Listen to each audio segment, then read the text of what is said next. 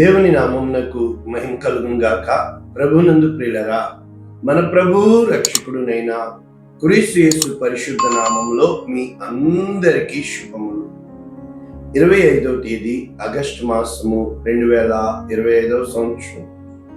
ఈరోజు దేవుడు నిన్ను ప్రేమించి నీకు ఇస్తున్న అద్భుతమైన వాగ్దానం.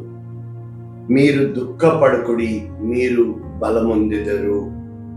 మీరు దుఃఖపడకుడి, మీరు బలమొందెదరు.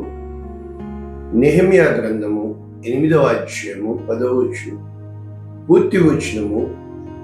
అతడు వారితో ఇట్లనెను, పదండి, క్రొవ్విన మాంసము భక్షించుడి, మధురమైన దాన్ని పానము చేయుడి. ఇది వరకు తమ కొరకు ఏమీయు సిద్ధము చేసుకొనని వారికి వంతులు పంపించండి. ఏలయనగా ఈ దినము మన ప్రభువునకు ప్రతిష్ఠితమాయెను.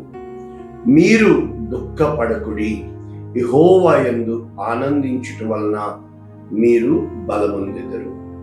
ఇక్కడ మనము ఎన్ని భాగాలు చేయొచ్చంటే, నెంబర్ 1 ఏమని చెప్పబడుతుంది? 1, క్రొవ్విన మాంసము భక్షించుడి, మధురమైన దాన్ని పానము చేయుడి. ఇది మీరు సంతోషముతో ఒక పండుగ దినమున ఏ విధంగా బిర్యానీ, పెప్సీ, ఈ విధముగా అంటే సంతోషముగా ఉండి విందు చేయండి. కానీ రెండవ భాగం ఏంటి? ఇప్పటి వరకు సిద్ధము చేసుకుని వారికి, అంటే పండుగ కోసము ప్రార్థన చేసేటప్పుడు, ప్రభువా నేనైతే కొత్త బట్టలు వేసుకున్నాను, నేనైతే మంచి పిండి వంటలు చేసుకున్నాను, నేను సంతోషంగా ఉన్నాను, కానీ అనాథల కోసం, అభాగ్యుల కోసం, పేదవారి కోసం, బట్టలు లేని వారి కోసం, అసలు ఆహారం లేని వారి కోసం అని స్తుతించాలి. ఇది పండగ వాతావరణం, రైట్. ఇక 3వ పార్ట్ ఏమని చెప్తున్నాడు? ఈ దినము ప్రభువునకు, the day dedicated to lord. అది పండుగ దినము, ప్రతిష్ఠిత దినము. కాబట్టి ఏం చేయమంటున్నాడు? మీరు దుఃఖపడవద్దు, కానీ యెహోవా యందు ఆనందించుట వలన మీరు బలము పొందుతారు. కనుక ఎవరు చెప్తున్నారు? ఎజ్రా చెప్తున్నాడు. ఏ విధముగా? అక్కడ ధర్మశాస్త్ర గ్రంథము చదివినప్పుడు 9వ వచనం, జనులందరూ ధర్మశాస్త్ర గ్రంథపు మాటలు విని ఏడ్చుటకు మొదలు పెట్టగా, అధికారి అయిన నెహెమ్యా, యాజకుడు శాస్త్రియగు ఎజ్రా జనులకు బోధించుచు, లేవీయులు వీళ్ళందరూ కలిపి దుఃఖపడవద్దు, నెంబర్ 1, ఏడవవద్దు, ఈ దినము మీ దేవుడైన యెహోవాకు ప్రతిష్ఠిత దినము అని చెప్పి. కనుక లేవీయులు జనులందరినీ ఓదార్చి, దుఃఖము మానుడి, ఇది పరిశుద్ధ దినము, దుఃఖపడకూడదని వారితో అనిది. కనుక ఈ వాక్యము మనము ఏ విధముగా నేర్చుకోవచ్చు? మనము ఒకసారి ఇంగ్లీష్ వెర్షన్ చూస్తే, new living translation, and Nehemiah continued, అంటే అక్కడ నెహెమ్యా, ఎజ్రా, లేవీయులు అందరూ కూడా, కానీ అధికారి నెహెమ్యా కనుక ఏమని చెప్తున్నాడు? Go and celebrate with a feast of rich foods and sweet drinks. మనకి ఆ విధంగానే ఇప్పుడు చెప్పుకున్న ప్రకారం. కానీ share gifts to food with people who have nothing prepared.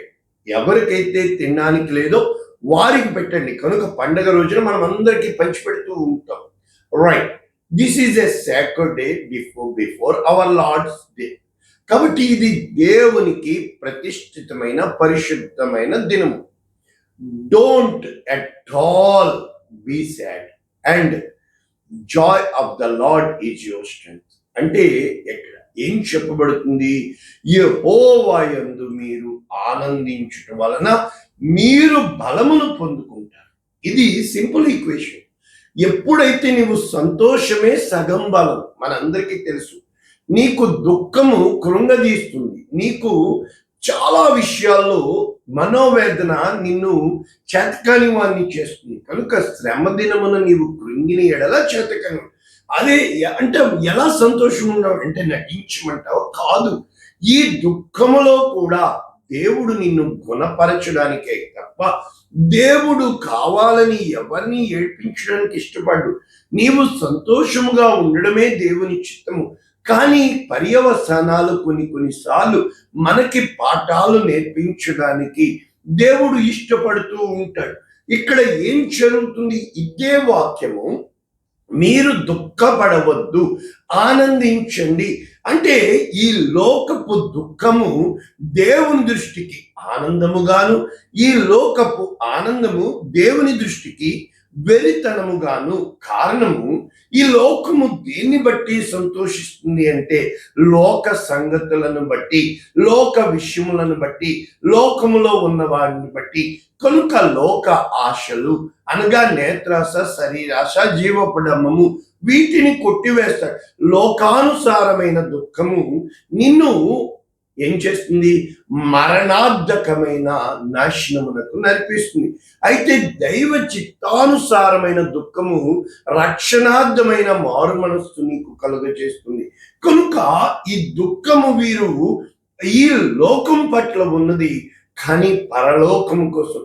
కనుక దుఃఖపడువారు ధన్యులు, వారు ఓదార్చబడుదురు. అంటే ఎప్పుడైతే నిన్ను నీవు తెలుసుకుంటావో, దేని కోసము నీ దుఃఖము అనేది మొట్టమొదట నీవు గమనించాలి. ఇదే వాక్యము అన్ని చోట్ల మీకు అర్థమయ్యే విధముగా కీర్తనలు 28:7, యెహోవా నా ఆశ్రయము, నా కేడము, నా హృదయము ఆయన యందు నమ్మిక ఉంచెను గనుక నాకు సహాయము కలిగెను, కాబట్టి నా హృదయము ప్రహర్షించుచున్నది, కీర్తనలతో నేను ఆయనను స్తుతించు. అంటే నీ హృదయము ఎప్పుడైతే దేవుణ్ణి నమ్ముకుందో, గడాంధకారపు లోయలో నేను సంచరించినను ఏ అపాయమునకు నేను భయపడను. మరి ఇవే కదా కీర్తనకారుడు ఏమంటున్నాడు? కీర్తన 18:1, యెహోవా నా బలము, ఈజ్ మై స్ట్రెంగ్త్, నేను నిన్ను ప్రేమించున్నాను. ఎవరిని? దేవుణ్ణి నువ్వు ప్రేమించినప్పుడు ఆయనే నీ శైలము, నీ కోట, నీ దాగుచోటు, నిన్ను రక్షించువాడు, నీవు ఆశ్రయించాల్సిన ఆయన దుర్గము కనుక.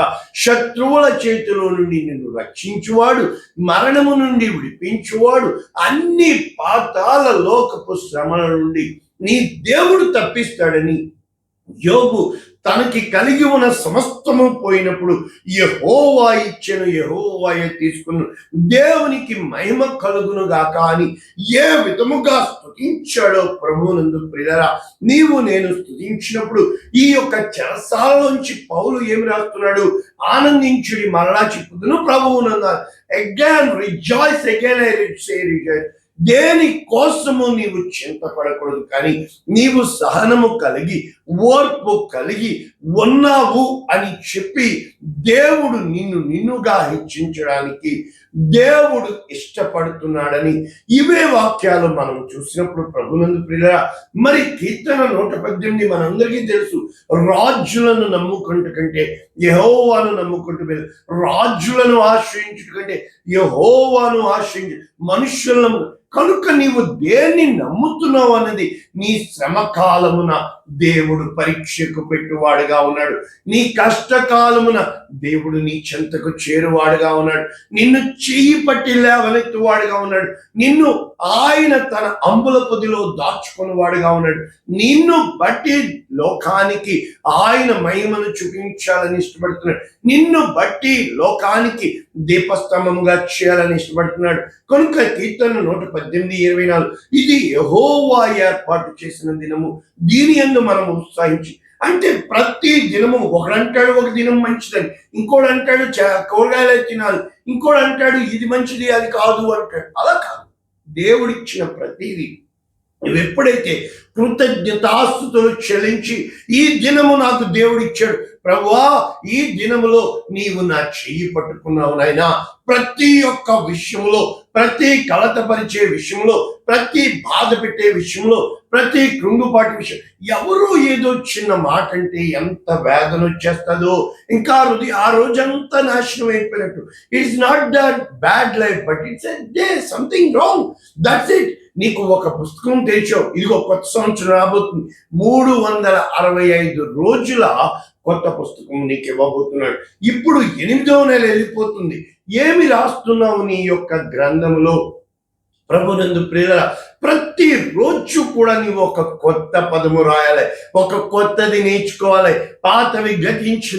ఏ రోజునైతే నేను ఈ రోజు సంతోషించాలి అనుకుంటున్నావు కానీ ఏదో తెలియంది పెట్టుకుని ఏదో విషయం కోసము ఏదో కార్యము వెతుక్కుంటున్న నీవు నేను ఏ రోజునైతే ప్రభువునందు ప్రియులరా దేవుని యందు మనము ఉంటామో, ఎందుకు దేవుడు చెప్తున్నాడు యిర్మీయా గ్రంథం 9వ అధ్యాయం, ఐశ్వర్యవంతుడు తన ఐశ్వర్యమును బట్టి, బలవంతుడు తన బలమును బట్టి, అంతే మాత్రము కాకుండా జ్ఞానవంతుడు తన జ్ఞానమును బట్టి, ఎవ్వరు ఏ విషయములో కూడా గర్వపడు.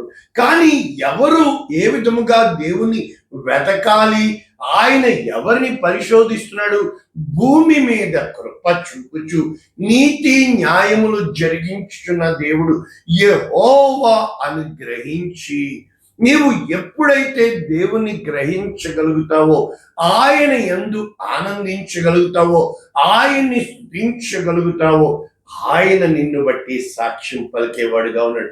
ఎప్పుడూ కూడా దేవుడు నిన్ను నన్ను తలగానే పెడతాడు కానీ తోక పెట్టడు. కనుక ఇక్కడ దేవుని యొక్క వాక్యం చెప్పబడుతుంది, ప్రభువునందు ప్రియులరా, అంటే దేవుడు చాలా మంచివాడు అని చెప్పుటకు కారణం ఏంటంటే, ఇక్కడ నేను చెప్తాను, భూమి మీద కృప చూపించుచు దేవుడు దేవుడని నీవు ఎప్పుడైతే దేవుడు నిన్ను బట్టి ఆనందిస్తాడో, దేవుడు నిన్ను బట్టి ఆనందిస్తాడో, ఇవే మాటలు కాలేబు యెహోషువ చెప్తున్నారు. వాళ్ళందరూ వేగు చూడ్డానికి వెళ్ళారు, 12 గోత్రముల వారిని కూడా వేగు పంపించారు. అయితే అక్కడ కాలేబు ఒక్కడు నిలబడి, యెహోషువ ఒక్కడు నిలబడి బట్టలు చింపుకొని సర్వ సమాజముతో చెబుతున్నారు, మేము సంచరించి చూచిన దేశము మిక్కిలి మంచి దేశము, పాలు తేనెలు ప్రవహించు దేశము, దేవుడు మన యందు ఆనందించిన ఎడల ఆ దేశము మనకిస్తాడు. కనుక దేవుని మీద తిరగబడకుడి, వారి పక్షమున ఉన్న ధైర్యము తొలగిపోయెను, మనము దేవుని స్తుతిద్దాం రండి అన్నారు. వారందరూ కూడా గుండెలు పగిలేటట్లు ఏడ్చి, వాళ్ళు బలవంతులు, వారి పట్టణాలు ప్రాకారములు గలవి, మేము మిడతలము అన్నారు. దేవుడు బహుగా అక్కడ అనేక మందిని చంపివేయడమే కాక 40 సంవత్సరాలు వారిని తిప్పివేసినట్లు మనము చూడగలుగుతున్నాం. ప్రభునందు ప్రియులారా, ఏ రోజునైతే సిక్లగు అనే ఊర్లో అమాలేకీయులు వచ్చేసి అక్కడ తగలబెట్టేసి దావీదు భార్యలను సైతం తీసుకుని వెళ్ళిపోయినప్పుడు, దావీదు దేవుని బట్టి ధైర్యం తెచ్చుకుని ఆ కూడా ఉన్న వాళ్ళందరూ రాళ్ళేసి కొట్టాలన్నా కూడా దేవుని యొక్క విచారణ చేసి దావీదు పదే పదే దేవుని యందు ధైర్యం తెచ్చుకుని, ఈ రోజున నీ దుఃఖము దేనికి సంబంధించిందిగా ఉంది, ఈ రోజున నీ దుఃఖం పదే పదే అప్పులు అంటున్నావు, పదే పదే తప్పులు అంటున్నావు, చూడండి ఈ రోజు ఇంకొక అవకాశం నీకు ఇవ్వబడింది. దేవుణ్ణి ఏ విధంగా వెతుకుతున్నావు, నేను ప్రార్థన చేస్తున్నావు కరెక్టే, ఆ హృదయము నిండా ఏం పెట్టుకున్నావు, నీ హృదయము నిండా దేన్ని చూస్తున్నావు, నీ హృదయము నిండా మొట్టమొదట నువ్వు ఖాళీ చేసుకోవాలి. ఏ రోజునైతే నీ దుఃఖాన్ని బయటికి తీస్తావో, దానిని ఆనందంతో నింపాలంటే నీలో ఉన్న విగ్రహాలు బయటికి తీసి దానిలో నిగ్రహం నింపాలంటే నీలో ఉన్న ప్రతి ఒక్క ఆ యొక్క చెత్తని తీసివేసి ఎప్పుడైతే దేవుని ఇష్టమైన వాటితో నింపుతావు, it is not the better, it is not the best, it is not the good, but the great things are there in the hand of God. అంటే గొప్ప కార్యాలు దేవుడు నీ పట్ల కలిగి ఉన్నాడు. అంటే ఆయన నిన్ను ఏడ్పించువాడిగా, ఆయన నిన్ను నశింపచేయటకు, ఆయన నిన్ను కూలద్రోయుటకు ఆయన ఇష్టపడటం లేదు. అది ఎంత మాత్రము ఆయన చిత్తము కాదు. కనుక కీర్తనాకారుడు అదే విధముగా ప్రవక్తలు ఏం చెప్తారు, ఆకాశమంత ఎత్తైనను పాతాళమంత లోతైనను.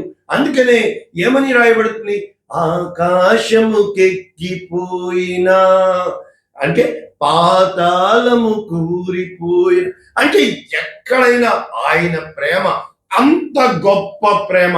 ఆయన ప్రేమ అవధులు లేని ప్రేమ. ఆయన ప్రేమ విశేషమైన ప్రేమ. ఆయన ప్రేమకి హద్దులు లేని ప్రేమ.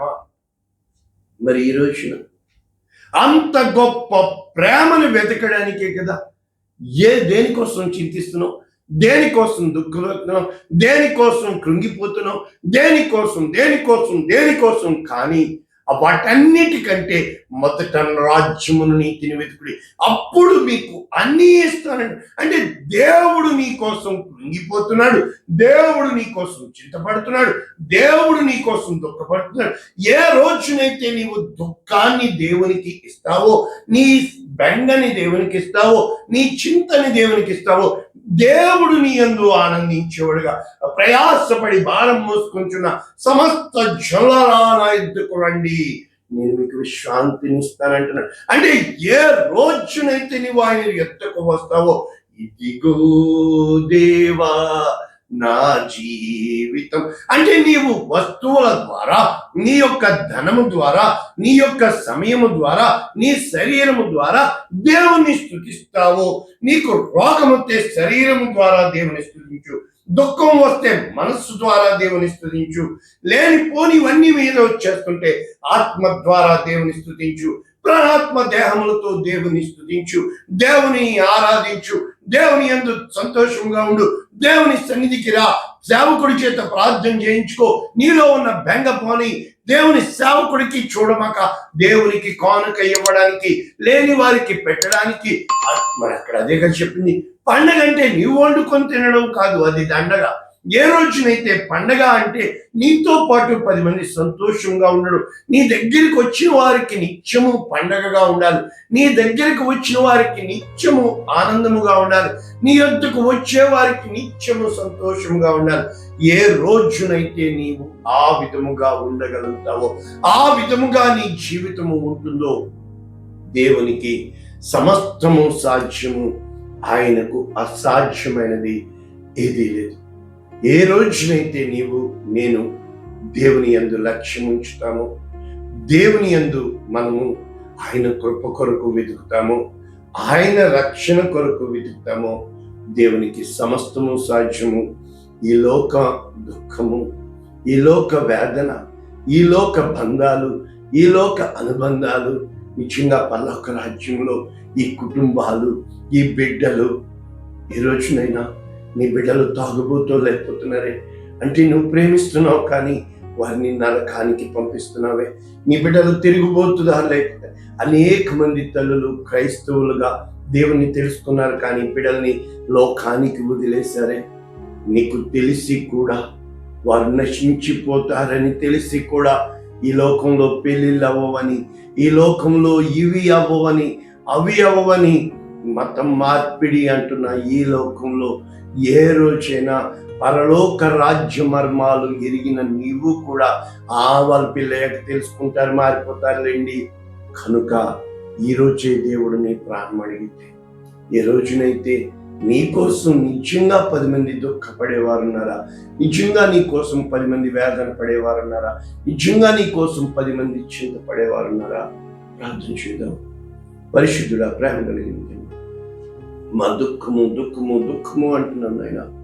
దేనికోసం మేము దుఃఖపడుతున్నామో అది మరిచిపోయిన వారమే, అది గుర్తెరగని వారమేనైనా. నిశ్చయముగా సమస్తము ఎరిగిన దేవుడవని, సమస్తము చక్కబెట్టగలిగిన దేవుడవని, నీకు సమస్తము సాధ్యమని, నీకు అసాధ్యమైనది లేదని నజరుడైన యేసు నామమున వాక్యం విన్న వాళ్ళలో ఈ లోక దుఃఖాన్ని తీసివేసి పరలోక సంతోషంతో నింపమని యేసు నామమున దీవిస్తున్నాము తండ్రి. ఆమేన్. God bless you all. దేవుడు మిమ్మల్ని